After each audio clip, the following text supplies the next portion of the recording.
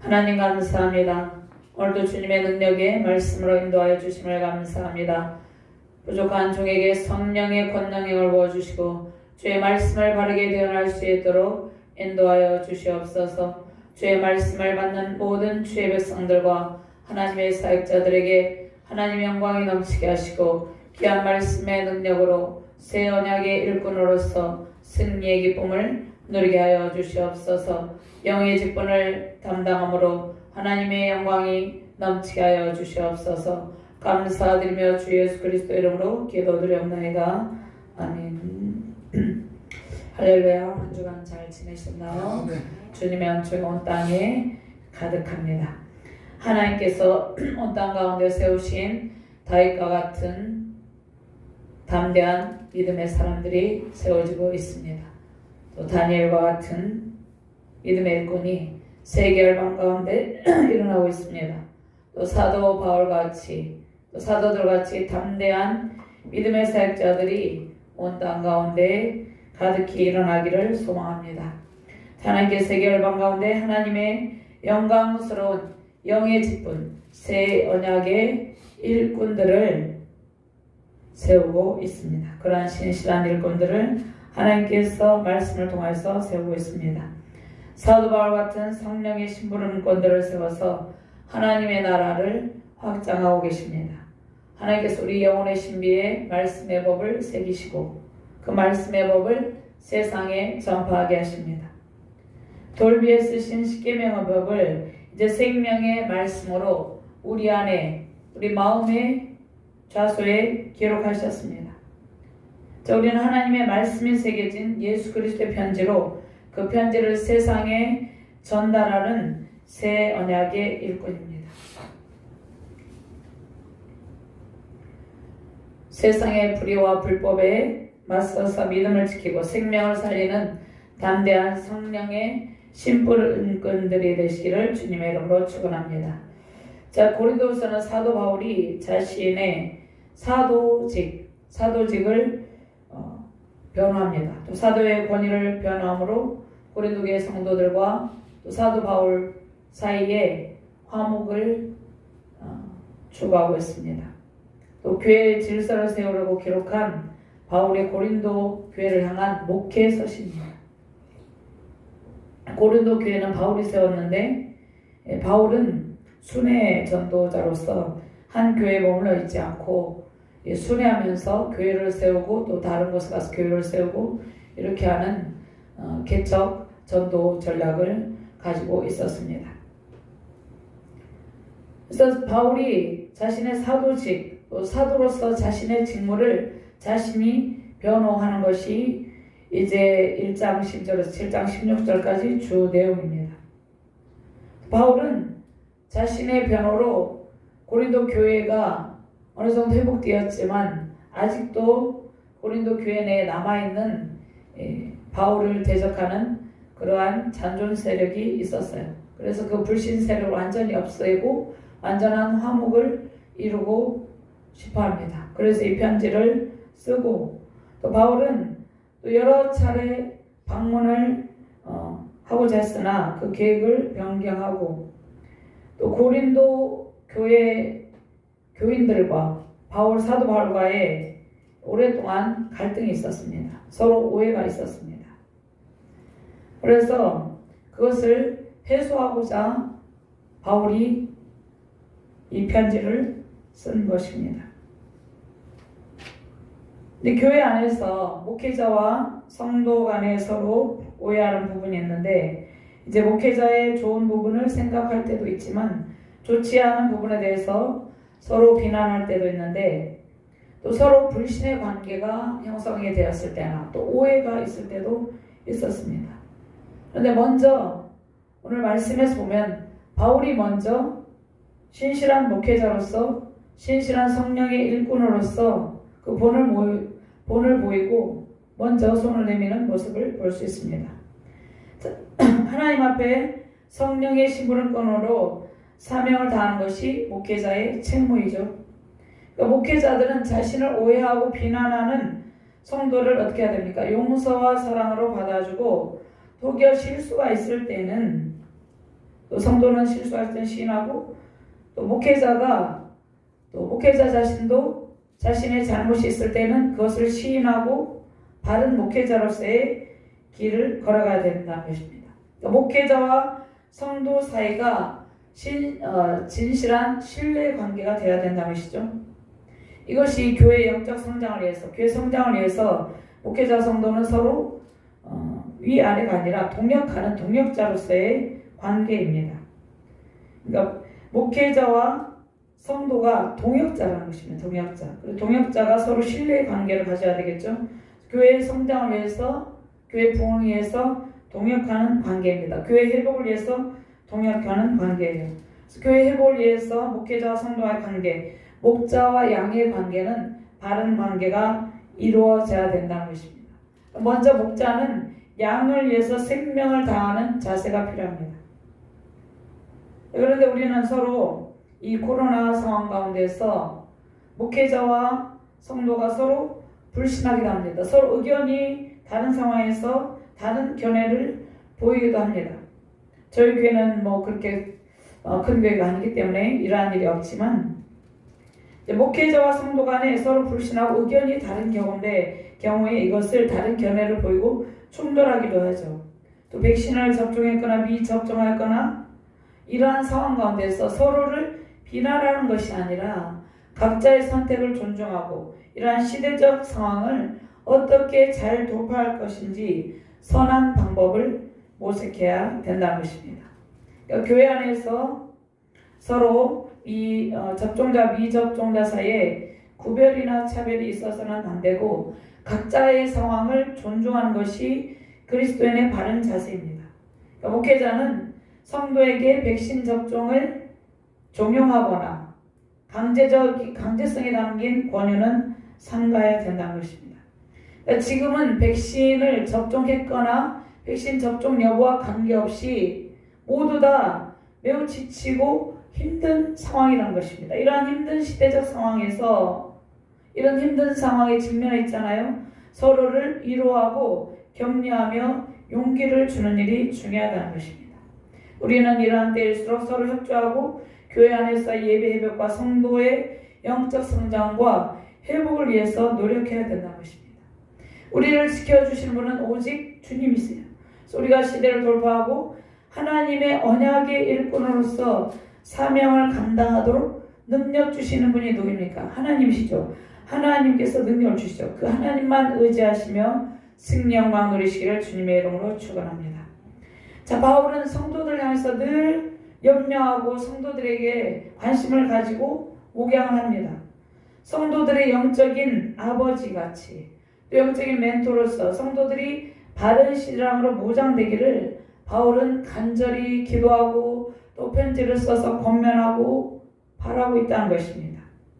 성도들이 제약된 삶을 끊고 세상의 제약에 오염되지 않고 성결한 믿음으로 살기를 바라는 정말 참된 목회자의 마음을 가지고 있었습니다. 자, 우리에게 영의 아버지는 한 분 하나님이시죠. 그런데 또 하나님께서 사도 바울을, 목회자들을 영적 아버지로서의 역할을 감당하도록 성령의 신부름꾼으로 세웠어요. 그래서 바울은 아비의 심정으로, 영적 아비의 심정으로, 하나님 아버지의 심정으로 교인들에게 신앙의 순결함을 지키고 일치를 이루며 살아가기를 부탁하고 있다는 것입니다. 바울이 그 양떼를 사랑하는 목자의 마음을 편지로 전하고, 이 시대에는 이제 편지를 써서 글을 써서 보내죠. 그래서 고린도 교회 성도들이 고난을 이기고 새 언약의 일꾼, 그 영광의 직분을 잘 감당하기를 바라고 있습니다.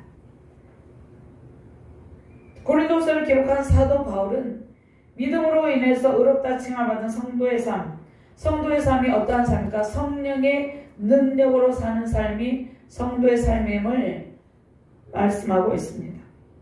그러니까 성도의 삶은 우리 세상 사람들이 추구하는 것은 세상의 부요와 명예와 평안과 안정을 추구하고 있습니다. 우리도 마찬가지예요. 그러나 우리는 그런 삶보다는 그리스도의 고난에 참여하는 삶을 선택하고 있다는 것입니다. 우리가 그리스도의 고난에 참여하고 성결의 삶, 성령의 능력으로 사는 삶을 우리가 선택을 했어요. 사도 바울도 회심 이전에는 그러한 삶에 반대되는 삶을 살았지만 다메섹 도상에서 예수님 만나고 회심한 뒤에는 성령의 담대함으로 오직 성령의 능력으로 사역을 하고 있었다는 것입니다.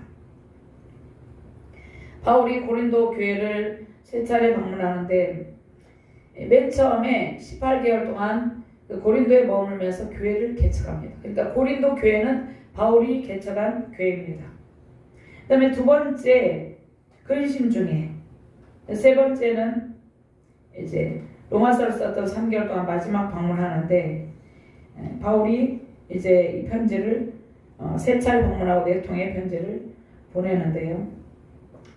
바울의 목회 조력자 디도가 있었습니다. 디도가 도착해서 바울이 보낸 어미 꾸짖는 편지를 받은 성도들이 이제 바울이 보낸 편지에 대해서 긍정적인 반응을 보인다는 소식을 전합니다.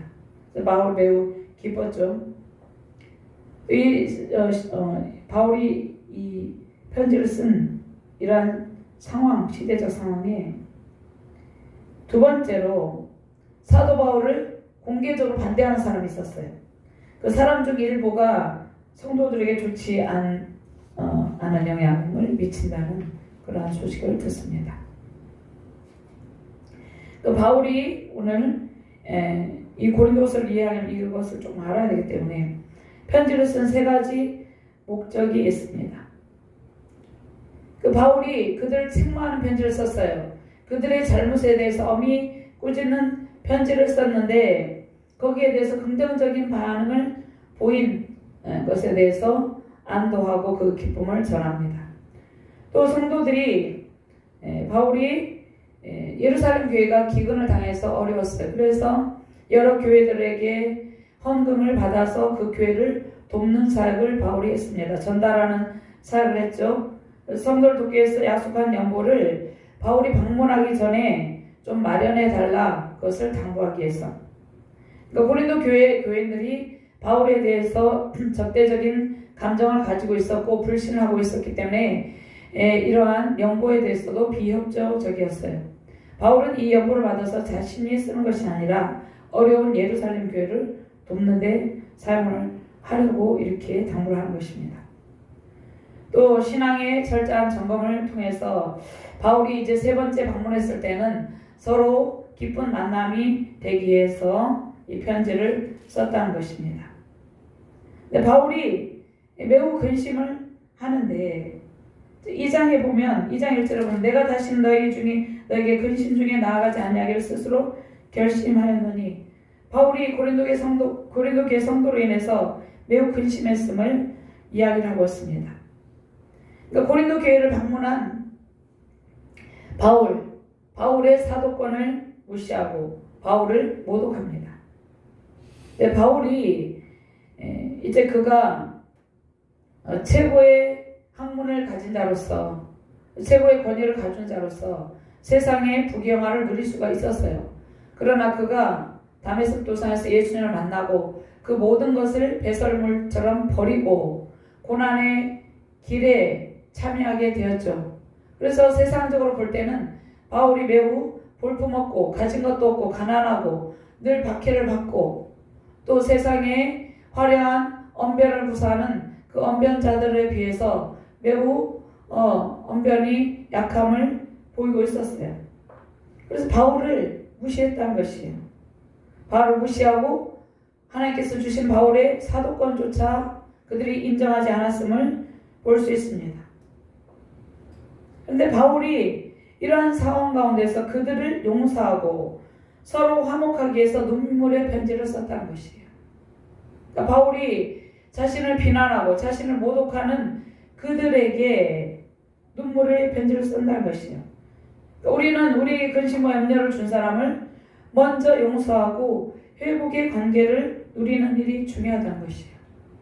바울이 목회자로서 자신에게 근심과 염려를 준 고린도 교인들을 용서하고 관계 회복을 이룬다는 것이에요. 자, 우리는 이런 교회 공동체 안에 서로 또 나라도 마찬가지 국가 공동체 안에서 서로 평안한 교제 속에서 새 언약의 직분을 감당해야 된다는 것이에요. 지금 이 시대의 백신의 문제로 서로 대립하는 것은 하나님 뜻이 아니죠. 서로를 긍휼히 여기고 서로를 존중하고 어떠한 방법이 가장 좋은 방법인지를 찾아 나가야 되겠죠. 사도는 예수님의 부활을 직접 목격한 예수님의 제자들입니다. 근데 바울은 다메섹 도상에서 부활하신 예수님을 직접 만났어요. 그리스도께서 사도 바울을 부르시고 이방인의 사도로 직접 세우셨다는 것이에요. 그래서 바울은 사도 중에 사도예요. 사도적 사역은 하나님의 은총을 부활하신 예수님을 전달하는 복음의 전달자 역할을 하죠. 그 다음에 성령의 신분을 끊어로서 영의 영광스러운 직분에 충성을 다하는 직무라는 것입니다. 그러니까 고린도 교회들이 바울의 이러한 정말 엄청난 사도직을 인정하지 않고 있었다는 것이죠. 그러니까 바울이 이 자신의 사도권을 변화하지 않으면 안 될 수밖에 없는 그런 상황이었죠. 자, 우리는 새 언약의 일꾼으로 우리가 부르심 받았어. 우리도 사도 바울처럼 우리도 새 영광의 직무를 감당하고 있다는 것이에요. 근데 이러한 직무에 우리가 충성을 다할 수 있는 것은 우리의 힘으로는 불가능해요. 우리는 하나님의 능력을 받아야지 우리는 새 언약의 일꾼의 사명을 감당할 수 있다는 것입니다. 오늘 주시는 말씀의 능력으로 새 언약의 일꾼으로서 사명을 잘 감당하시며 영광스러운 하나님의 영으로 충만하시기를 주님의 이름으로 축원합니다. 첫 번째로 사도직을 주심을 확증하는 그리스도의 추천서. 추천서는 누구입니까? 고린도 교회의 성도들이죠. 성도는 영원히 지워지지 않는 그리스도의 편지다 이렇게 말씀하고 있습니다. 성도는 예수 그리스도의 추천서예요. 저와 여러분들 안에 예수 그리스도의 편지가 기록이 되어 있죠. 1절부터 3절 말씀 같이 공부합니다. 우리가 다시 자찬하기를 시작하겠느냐? 우리가 어찌 어떤 사람처럼 추천서를 너에게 붙이거나 혹은 너에게 받거나 할 필요가 있느냐? 너희는 우리의 편지라 우리 마음에 썼고 무사람이 알고 있는 바라. 너희는 우리로 말미암아 나타난 그리스도의 편지니 이는 목으로 쓴 것이 아니요 오직 살아계신 하나님의 영으로 쓴 것이며 또 돌판에 쓴 것이 아니요 오직 육의 마음판에 쓴 것이라. 바울이 거짓 사도들처럼 자신에게 추천서가 필요 없다 이렇게 이야기를 하고 있습니다. 고린도 교회 성도들 자체가 바울의 사도권을 입증하는 그리스도의 추천서다 이렇게 말씀하고 있다는 것입니다. 그런 고린도 교회 성도들은 바울이 눈물로 기도하고 정말 애써서 그들을 위해서 기도하고 전도하고 교회를 세워서 세운 존재들이죠. 그 성도들, 회심한 성도들 존재 자체가 바울의 마음에 새겨진 바울을 위한 하나님의 추천서다. 이것을 모든 사람이 알고 있다 이렇게 이야기를 하고 있습니다. 2절 말씀. 그런데 고린도 교회 성도들의 존재는 먹으로 옛날에 먹에 썼죠. 먹으로 쓰거나 돌비에 새긴 것이 아니라 성령으로 마음판에 새겨진 바울을 위한 그리스도의 추천자이다 이렇게 이야기하고 있습니다. 그러니까 바울은 자신의 사도적 직무를 통해서 자신이 고린도 교회를 세웠죠. 하나님 능력으로 세웠죠. 그 성도들 자체가 바울이 사도임을 증명한다 이렇게 이야기를 하고 있다는 것입니다. 고린도 교회 안에 성도들이 처음부터 회심한 믿음에 신실한 성도들이 아니었어요. 그런데 사도 바울의 사역을 통해서 고린도 교회 회심한 성도들이 많이 생겨나게 되었어요. 그 성도들 자체가 바울이 진실된 사도, 진실된 목회자임을 증명하고 있다는 것입니다. 당시에 거짓 설교자들이 있었어요. 또 사기꾼들이 있었죠. 그 교회가 종교 개혁 이전에 많이 타락을 했죠. 그러니까 거짓 설교자나 영적으로 타락한 사기꾼들이 있다는 것이에요. 그런 사기꾼들의 유입을 막기 위해서 막기한 수단으로 목회할 때 다른 도시에서 목회할 때 추천서가 필요했어요. 그런데 추천서가 필요했는데 바울은 이제 추천서를 필요할 때 좋은 거를 공적으로 인정받고 그러한 내용들을 기록을 하죠. 근데 바울이 사람의 칭찬이나 사람의 손으로 기록한 공적이 하나님께서 직접 기록하신 하나님 영으로 기록하신 그 추천서와 비교할 수 없음을 이야기를 하고 있다는 것입니다. 그래서 추천서를 고린도 교회에 보내지 않았어요. 왜 이것을 보내지 않았습니까? 바울이 이 편지를 보내지 않은 이유는 당시 이 추천서를 악용하는 거짓 사도들이 있었기 때문이에요. 그러니까 거짓으로 추천서를 쓰는 것이죠. 이 시대에도 이러한 일들이 있겠죠. 거짓 사도들이 있었기 때문에 바울이 추천서를 보내지 않고 있었는데 바울을 적대하는 적대자들이 이것을 추천서를 보내지 않는 사실을 가지고 바울을 공격한다는 것입니다. 그래서 예상하고 이 편지를 쓴다는 것입니다. 근데 바울도 추천서를 쓴 적이 있어요. 바울이 디모데, 마가, 베베를 추천할 때 추천서를 썼어요. 고린도전서 10장 11 말씀에 16장 10절 말씀에 이르거든 너희는 조심하여 그로 두려움이 없이 너희 가운데 있게 하라. 이는 그도 나와 같이 주의 일을 힘쓰는 자임이라. 그러므로 누구든지 그를 멸시하지 말고 평안히 보내어 내게로 오게 하라. 나는 그가 형제들과 함께 오기를 기다리노라. 디모데를 추천할 때 이 편지를 추천서를 씁니다. 또 로마서 16장 1절 말씀에 내가 겐그레아 교회 일꾼으로 있는 우리 자매 베베를 너에게 추천하노니 뭐라고 이야기합니까? 너희는 주 안에 성도 잡다 내주로 그를 양잡아 무엇이든지 그에게 소명되는 말을 도와줄지니 이는 그가 예루살렘과 나의 보호자가 되었습니다. 추천서를 써줍니다. 근데 바울이 추천서를 쓸 수 없는 지금 상황이었죠. 거짓사들 악용했기 때문에 또 그리스도의 편지임을 강조하기 위해서 성도들 자체가 마가도 마찬가지죠. 마가 골로새 4장 10절 나와 함께 같이 아리스도와 바나바 생주 마가 이 마가에 대해 너희가 명을 받았으며 그가 이르되 영접하라 이렇게 말씀하십니다. 우리가 직장이나 기업에 들어갈 때 추천서가 필요할 때가 있어요. 또 우리가 신학대학원에 들어갈 때도 추천서를 받습니다. 다니는 자기가 섬기는 교회 담임 목사님의 추천서를 첨부해서 들어갑니다. 그걸 첨부하죠. 합격 그 통지서 받기 전에 그 모든 서류에 그것이 필요합니다. 또 목회사역제를 정해서 이동할 때도 필요할 때가 있어요. 또 목사 안수 받을 때도 추천서를 필요로 하는 교단들이 있습니다. 근데 바울 당시에 추천서가 매우 필요한 중요한 역할을 했음을 알 수 있죠.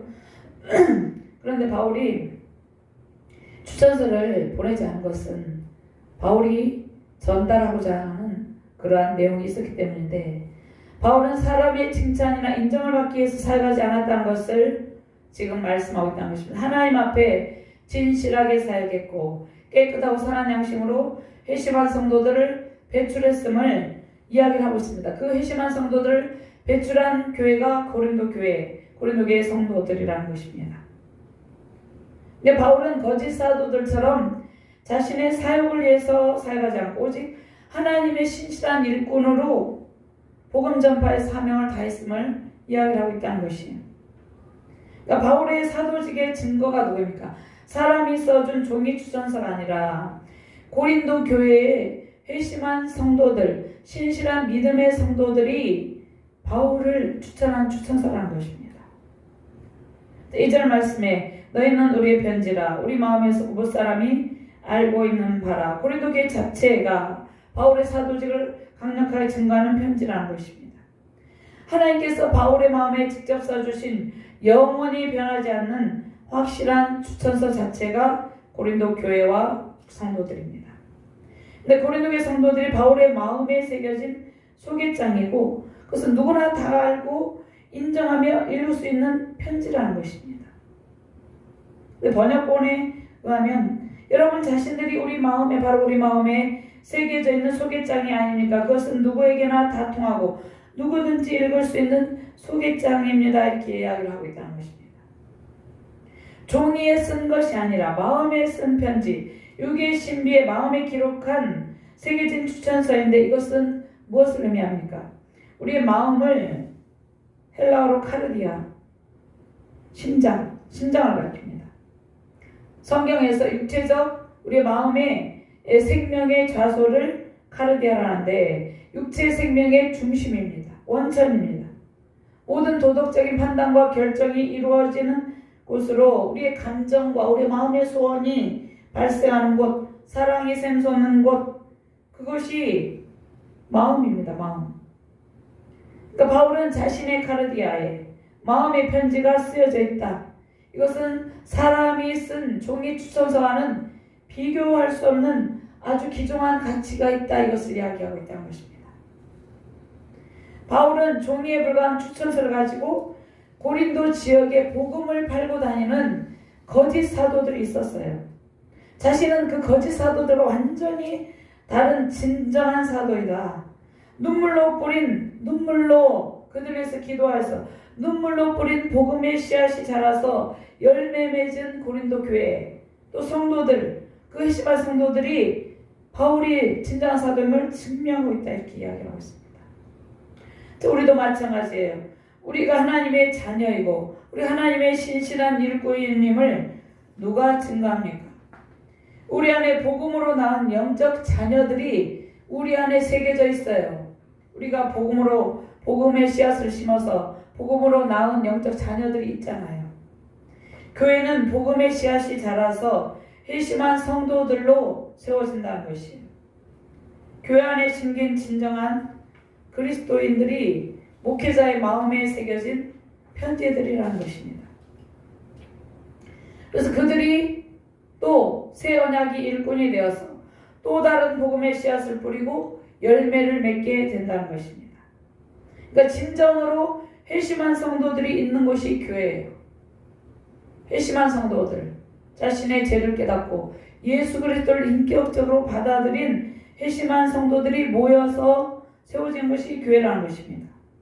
그러니까 교회의 존재 가치는 세상의 그 어떤 것과 비교할 수 없는 가장 존귀하며 고귀한 것이라는 것입니다. 근데 어떻습니까? 값싼 복음으로 세상에서 비난을 받죠. 교회는 그러한 곳이 아니에요. 값싼 복음으로 세상에서 비난을 받는 곳이 아니라 값진 복음의 신실한 열매를 맺는 곳이 교회이며 그 교회 안의 성도라는 것입니다. 그럼 사도 바울의 마음에 쓴 편지는 누가 써준 것입니까? 예수 그리스도께서 직접 쓴 편지라는 것입니다. 회심한 고린도 교회 성도들의 마음에도 그리스도의 편지가 기록이 되어 있어요. 그러니까 사도 바울의 마음에도 그리스도의 편지가 기록되어 있고 회심한 고린도 교회 성도들의 마음에도 그리스도의 편지가 기록이 되었다는 것입니다. 그것은 새 언약의 법, 말씀의 법, 값진 복음이라는 것입니다. 고린도 교회 성도들 자체가 그리스도의 편지입니다. 그러니까 회심한 우리는 그리스도의 편지예요. 그리스도의 편지 복음의 전달자가 저와 여러분들이에요.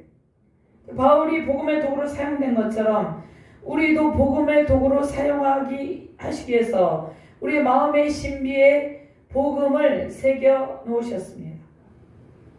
고린도 교회 성도들은 그리스도의 편지로 사람들이 변화된 그들의 삶을 통해서 고린도 지역 사람들이 고린도 교회 성도들의 변화된 삶을 통해서 그들을 통해서 그리스도의 편지를 읽고 있다는 것입니다. 그리스도를 발견할 수 있다는 것입니다. 우리는 그리스도를 보여주는 편지이죠. 사람들이 그리스도의 편지인 우리를 읽고 있다는 것이에요. 우리의 변화된 삶을 보고 우리의 가족과 친구, 이웃이 그리스도를 발견하고 그들이 신실한 믿음의 성도들로 세워지기를 주님의 이름으로 축원합니다.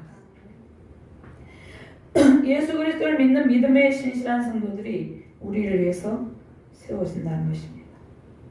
그러니까 우리는 하나님께서 베푸신 구원의 잔치에 우리가 무엇을 맡고 있습니까? 말씀을 맡고 하나님 나라 확장의 사역을 돕는 하나님의 수종자들입니다. 복음이 기록된 우리는 하나님의 백성으로서 하나님의 말씀으로서 우리의 마음이 먼저 부드럽게 됩니다. 돌 같은 마음이 돌 같은 내 마음 부드럽게 되는 찬양 있잖아. 돌 같은 마음이 새 영으로 새롭게 되어서 새 언약의 일꾼으로서 사명을 감당할 수 있도록 하나님께서 만드신다는 것입니다. 우리 마음이 부드럽고 깨끗하게 되어서 새 언약의 직분, 영광스러운 영의 직분을 잘 감당하시기를 바랍니다. 예레미야 31장 33절 말씀에는요. 그러나 그날 후에 내가 이스라엘 집과 맺을 언약은 이러하니 곧 내가 나의 법을 그들의 속에 두며 그들의 마음에 기록하여 나는 그들의 하나님이 되고 그들은 내 백성이 될 것이라 여호와의 말씀이니라. 에스겔 11장 19절에서 20절 말씀 한번 찾아볼까요?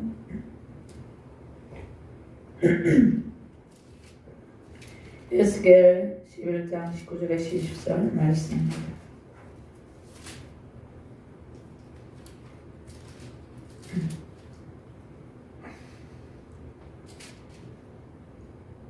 같이 봉독합니다. 내가 그들에게 한 마음을 주고 그 속에 새 영을 주며 그 몸에서 돌 같은 마음을 제거하고 살처럼 부드러운 마음을 주어 내 율례를 따르며 내 규례를 지켜 행하게 하리니 그들은 내 백성이 되고 나는 그들의 하나님이 되리라. 아멘.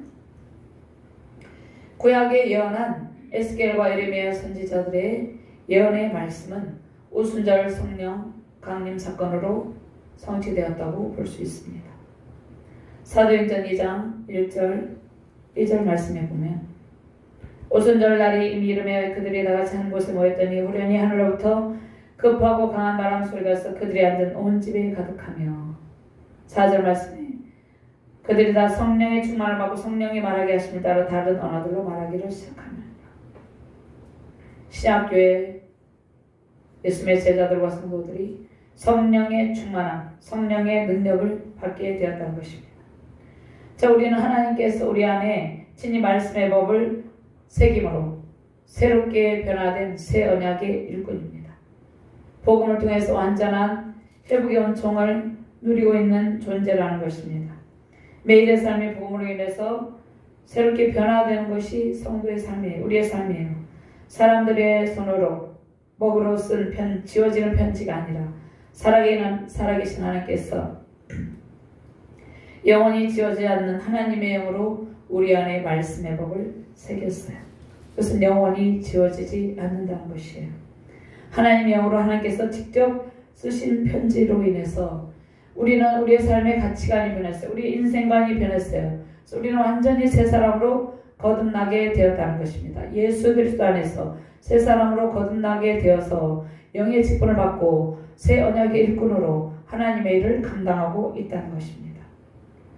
그래서 우리는 하나님께서 하나님의 손으로 직접 쓰신 새 언약의 법, 우리의 마음에 쓰여진 말씀의 법으로 우리는 세상을 이기며 살아가고 있다는 것이에요. 인생 전체에서 인격의 변화로 우리는 승리자로 살게 되었다는 것이에요. 우리는 패배자가 아니죠. 하나님의 언약의 말씀의 법이 하나님의 손으로 직접 쓰신 그 언약의 말씀의 법이 우리 안에 새겨져 있기 때문입니다. 이것은 지워질래야 지워줄 수 없는 확실한 언약의 법이라는 것입니다. 언약의 말씀, 복음이라는 것입니다. 우리 안에 새겨진 복음은 이 하나님의 말씀은 영원히 지워지지 않고 세상에서 저와 여러분을 통해 수많은 사람들이 읽을 수 있는 그리스도의 편지로 새 언약 일꾼으로 사명의 빛을 발하는 것입니다. 이러한 은총으로 승리의 영광을 누리시기를 주님의 이름으로 축원합니다. 두 번째로 성도는 새 언약 일꾼 영광스러운 영의 직분 새 언약의 더 큰 영광을 누리는 존재다 이렇게 말씀을 하고 있습니다. 6절 말씀 같이 공감합니다. 그가 또한 우리를 새 언약의 일꾼 되기에 만족하게 하셨으니 율법 조문으로 하지 아니하고 오직 영으로 함이니 율법 조문은 죽이는 것이요 영은 살리는 것이니라. 아멘. 우리는 새 언약의 일꾼으로 영광스러운 영의 직분을 받았어요. 새 언약은 더 큰 영광을 누리는 존재. 새 언약의 영광스러운 직분으로 우리 더 큰 영광을 누리는 존재인데요. 영원한 언약의 피로 맺은 새 언약의 일꾼, 예수 그리스도의 피로 언약을 이루시고 우리는 새 언약의 말씀의 법에서 새 언약의 일꾼이 되었어요. 출애굽기 24장 8절 말씀에 모세가 그 피를 가지고 백성에게 뿌리며 이르되 이는 여호와께서 이 모든 말씀에 대하여 너희와 세우신 언약의 피니라. 히브리서 9장 20절 말씀에 이르되 이는 하나님이 너에게 명하신 언약의 피라 하고 또 이와 같이 피를 장막과 섬기는 일에 쓰는 모든 그릇에 뿌렸느니라. 율법을 따라 거의 모든 물건이 피로써 정결하게 되나니 피 흘림이 없은즉 사함이 없느니라. 우리가 하나님의 말씀을 전달하는 복음의 전달자로 피뿌림을 받은 언약의 일꾼이 되었다는 것입니다. 자, 새 언약은 성육신 하신 예수님께서 우리를 구원하기 위해서 흘리신 보혈, 그 보혈의 공로를 믿는 자마다 누구든지 구원을 받는다는 그러한 하나님의 약속, 이 약속이 새 언약입니다. 하나님께서 예수 그리스도를 믿는 모든 사람을 구원해 주시겠다. 그 보혈의 공로를 믿는 모든 사람을 구원해 주시겠다 약속하셨습니다. 사도 바울은 예수 그리스도를 증거하는 복음의 증인으로 부름을 받고 생명을 다하여 복음을 전파하는 것입니다. 새 언약의 일꾼은 하나님의 영으로 복음의 말씀이 새겨진 영의 직분자예요. 우리는 하나님의 영으로 복음 전파의 사명을 감당할 수가 있어요. 우리의 힘으로 하는 것이 아니에요. 성령이 아니고서는 우리는 아무 일도 할 수 없는 것입니다. 복음을 전파하는 일, 새 언약의 일꾼된 사명을 감당하는 일은 성령의 충만함으로 가능합니다. 성령의 심부름꾼으로서 성령의 역사하심으로 우리는 영광스러운 영의 직분을 감당할 수 있다는 것입니다. 그래서 로마서 8장 1절에서 2절 말씀에 보면 그러므로 그리스도 예수 안에 있는 자에게는 결코 정죄함이 없나니 이는 그리스도 안에 있는 생명의 성령의 법이 죄와 사망의 법에서 너를 해방하였습니다. 이렇게 말씀하고 있습니다. 4절 말씀에 육신을 따르지 않고 그 영을 따라 행하는 우리에게 율법의 요구가 이루어지게 하려 하시니라. 육신의 생각은 사망의 영의 생각은 생명과 평안이니라 이렇게 말씀하고 있습니다. 성령의 강력한 역사, 우리는 영의 직분을 감당하고 거룩한 삶을 살고 있다는 것이에요. 성령의 능력은 우리의 정과 욕심을 다 내려놓게 하십니다. 예수 그리스도 안에 있는 생명의 성령의 법이 죄와 사망의 법에서 완전히 벗어나는 삶을 살게 하신다는 것입니다. 우리의 힘으로 율법의 요구를 충족하며 살 수 없어요. 성령께서 율법의 요구를 충족하며 의롭게 살아갈 수 있는 새 힘을 매일매일 공급하여 주신다는 것입니다. 하나님께서 우리에게 영광스러운 영의 직분을 주셨죠. 우리는 이 영의 직분을 감당하며 넘치는 기쁨을 누리는 존재입니다. 우리가 받은 의의 직분은 어떠한 직분입니까? 하나님의 영광이 넘치는 직분이에요. 우리는 이 시대에 하나님의 말씀을 전달한 전달자로 영광의 직분자로 새 언약의 일꾼으로 살아가고 있는 고귀한 존재입니다. 힘든 시대를 살아가며 세상에 지친 사람들에게 새 언약의 법을 전하고 그들에게 소망을 주고 생명의 영을 전하는 영의 직분을 잘 감당하시기를 바랍니다. 아멘. 영광이 넘치는 영의 직분, 새 영광의 언약의 일꾼으로 세우신 가정과 교회, 나라와 민족, 세계열방에 하나님의 영광과 회복의 연초로 큰 구원의 영광, 승리의 기쁨이 넘치시기를 주님의 이름으로 축원합니다. 하나님 감사합니다. 우리에게 영광스러운 의의 직분, 새 언약의 일꾼을 사명을 주심을 감사합니다. 우리가 새 언약의 일꾼됨으로 그 하나님의 영의 직분을 감당할 때 하나님의 영광의 영으로 충만하게 하시고 승리의 기쁨을 누리게 하여 주시옵소서. 영광스러운 의의 직무를 감당함으로 하나님께 속한 모든 혜택을 받아 누리며 온 땅 가운데 회복의 영광을 누리게 하여 주시옵소서. 감사드리며 주 예수 그리스도의 이름으로 기도드리옵나이다. 아멘.